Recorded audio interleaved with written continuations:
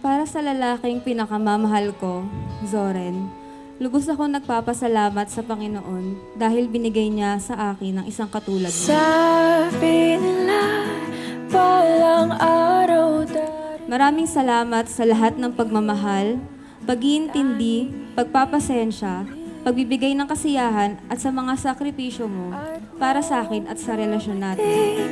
ang aking panalangin ay hindi Sheila, will you have Zoren to be your wedded husband, to live together according to the law of God in the holy estate of matrimony? Will you love him, comfort him, honor and keep him in sickness and in health, and forsaking all others, keep yourself only to him so long as you both shall live? I will. ngayon nandyan ka na. Salamat, babe. Dahil nandyan ka na nagbibigay sa akin ng tapang at lakas ng loob para lumaban sa hamon ng buhay. Handa ako sa walang hanggan, di ba asahin Patawarin mo ako sa mga oras na ako ay napapagod at sumusuko. mula noon hanggang ngayon, ikaw This is not just a celebration of the love that Zoren has for Sheila and the love that Sheila has for Zoren. This is a celebration of God Himself. Kung hindi pinlano ng Panginoon Diyos ang lahat ng ito, then we would not be here. At sa wakas ay Babe, tanggapin mo ang aking munting regalo, simbolo ng aking wagas na pagmamahal sa'yo. I love you, babe. Smile. Zoren. Ganon din sa iyo, Sheila. Natagpuan mo na ang pinakamakisig at gwapong lalaki sa mundong ito. Mabuti na lang sa dinami-dami ng mga tao sa Pilipinas pa lang, kayong dalawa ang nagtagpo. nahanap ko sa Ang tanging pangarap ko lang ay makatagpo ng babaeng magpapasaya sa malungkot kong buhay. Pero higit pa sa pangarap ko, ang makasama. Makasama ka at maging kabiyak ng aking buhay.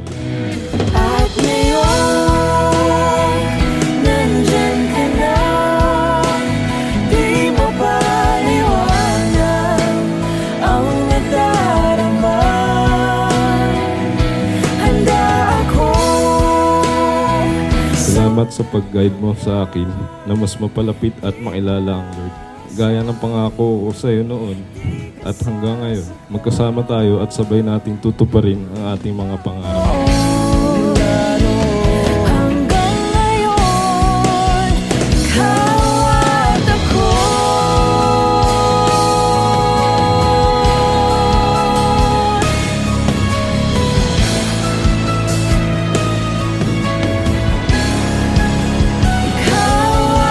Alam mo ba kung bakit siguradong mahal kita? Kasi habang buhay kitang pipiliin.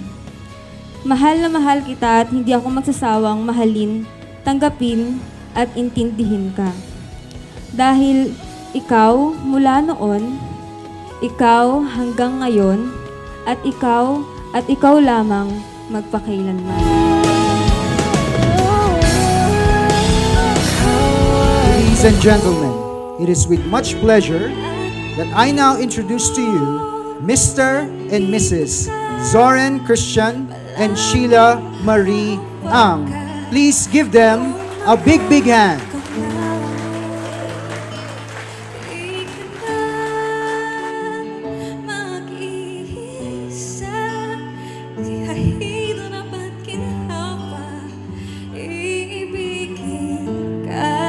Zoren, you may now kiss your bride.